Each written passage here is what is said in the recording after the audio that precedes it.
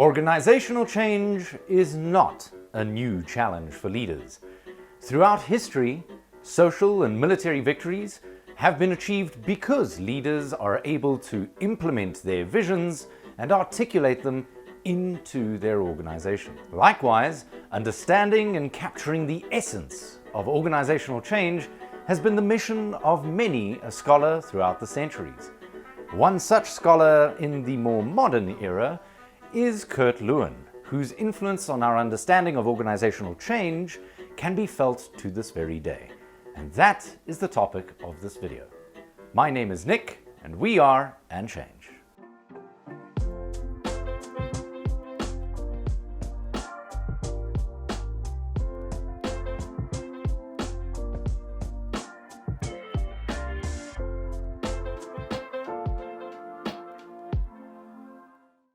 Lewin was born in Prussia and fought in the German army during World War I.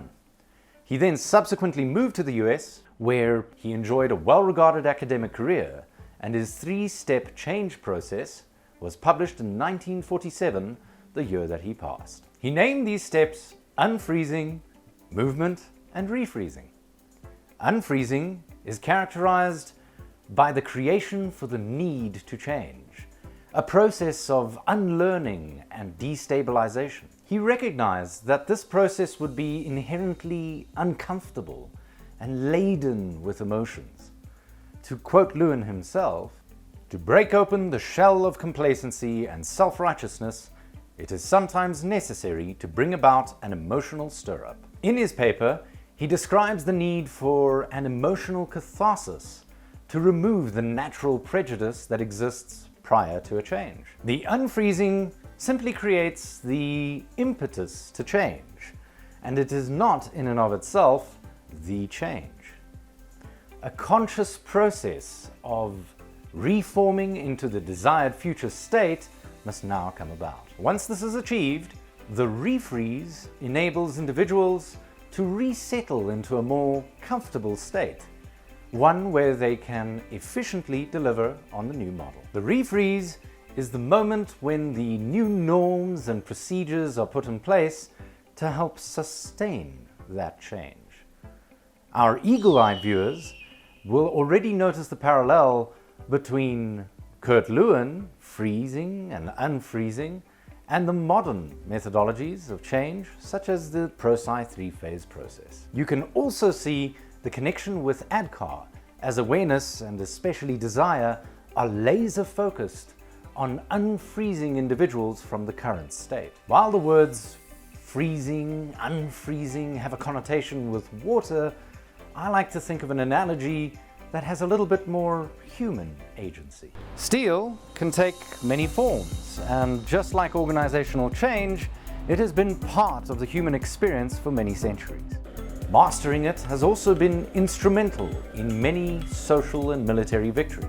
This spring steel is very good at what it does, but if you want to change its shape or function, you're going to find it very difficult.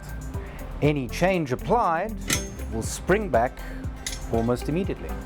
Energy is required to make the steel unfreeze and therefore responsive to change, and not a little energy, and actually quite a lot. So, instead of going straight to hammering, we're going to employ a different tool to prepare the steel for change.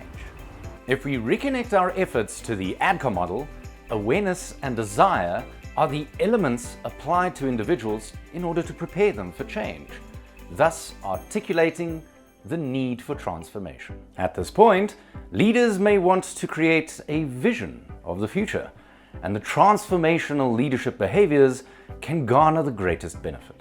Here we have now added enough energy to make the steel soft. The individual elements that make up the steel are very uncomfortable. They are definitely not in their comfort zones.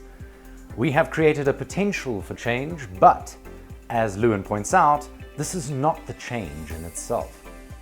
Now is the moment for conscious effort to shape the steel to fit its new purpose.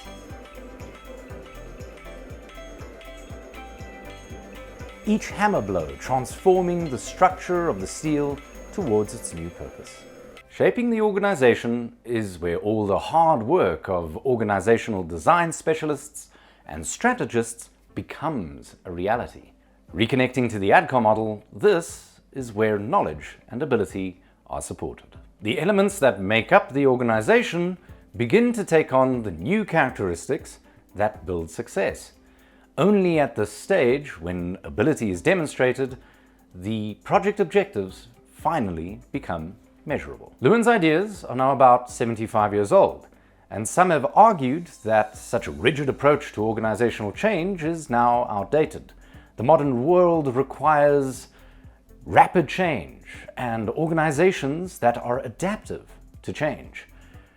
Therefore, when applied in an overly linear fashion, this could be a valid concern. In a paper by Bernard Burns, the three-phase process and a more general idea of planned change was compared with more modern complexity theories. The paper showed that Lewin's ideas were actually quite compatible with organizational complexity theory.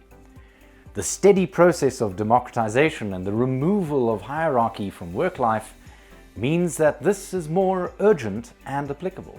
For example, complex organizations can be considered to exist at the boundary between order and chaos, requiring environmental adaptability. This adaptive quality is what drives changes in organizations. However, to avoid a complete collapse into chaos, the deployment of order-generating rules is critical. In this context, Lewin's approach, and therefore change management generally, is just such an order-generating rule, allowing organizations to incorporate the changes while actively regenerating order.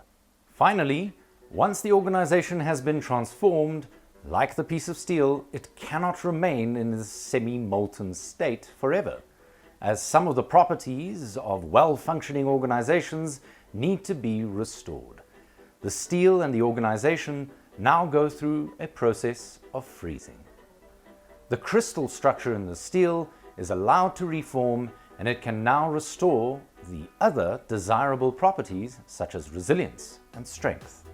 Our organizations also benefit from well-established norms and efficient procedures that reduce costs and give employees a sense of belonging and safety. Lewin highlighted the emotional toll of change, and that remaining in this constant molten state can prove chaotic and inefficient.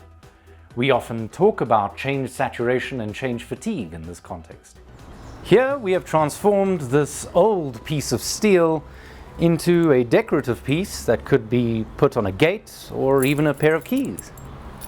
Our organizations rarely go through such radical change, but the principle still remains the same. Comfort zones are difficult to break, even when the change seems minor. Underestimating the level of resistance is one of the key mistakes leaders and change practitioners can make. I also think that it would be wrong to view change maturity or change readiness as keeping an organization in the semi-molten state of anxiety and constant change. To have changes constantly in limbo and never really bedded down or leveraged. Change mature organizations know that it is the process of change that matters, where people are prepared to see change as a necessary part of daily life and something to be faced together. Change maturity is building a culture where unfreezing, moving, and freezing all happen faster and more easily, where everyone plays their change role as part of their daily role. We hope that this is a useful analogy for you to keep in mind when considering your changes in your organization. Is the metal hot enough? Is it the right shape?